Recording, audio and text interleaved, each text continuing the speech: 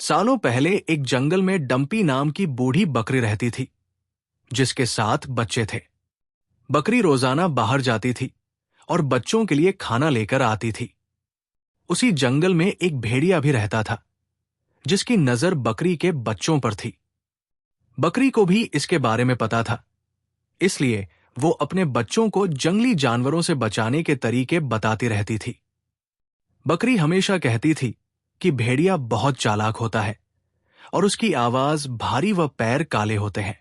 ऐसा कोई भी दिखे जंगल में तो खुद को बचा लेना।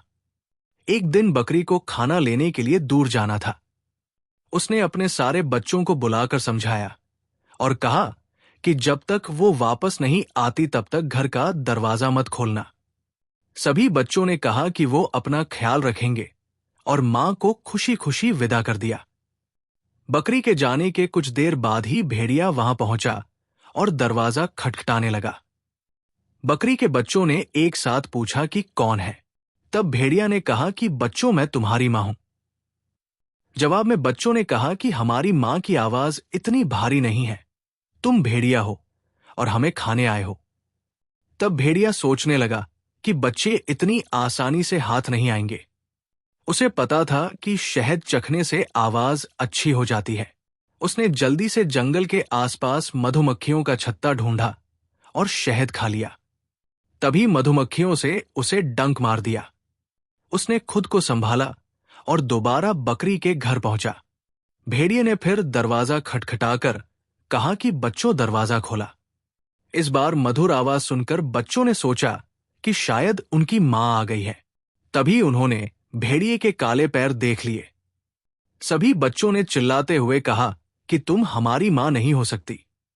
हमारी मां के पैर गोरे हैं, लेकिन तुम्हारे काले। तुम भेड़िया हो। अब दोबारा भेड़िया खाली हाथ लौट गया।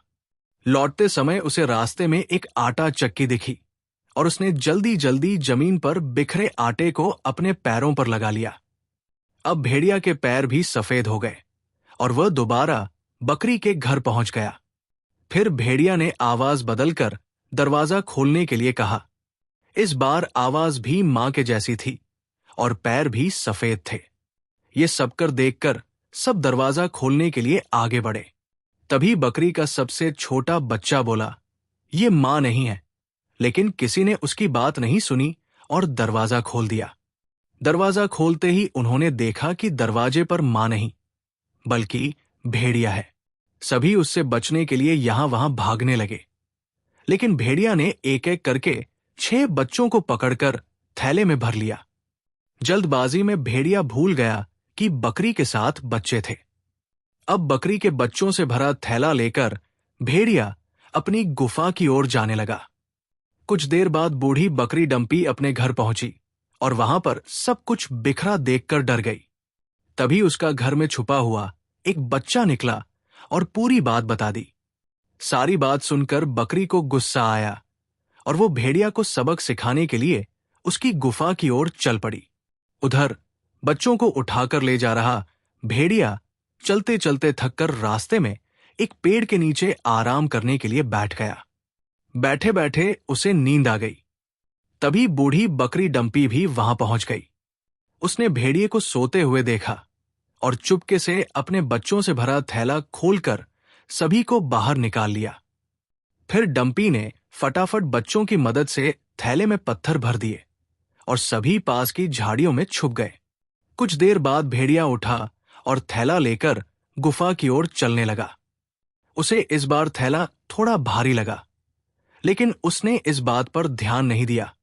चलते चलते रास्ते में एक नदी मिली, जिसे पार करके उसे अपनी गुफा में पहुंचना था। जैसे ही वो नदी में पत्थरों से भरा थैला लेकर गया, तो वो नदी में डूबने लगा। ये देखकर बकरी और उसके बच्चे खुशी खुशी अपने घर चले गए। कहानी से सीख, किसी के भी साथ धोखा नहीं करना चाहिए। गलत करने का नतीजा भी गलत ही होता है।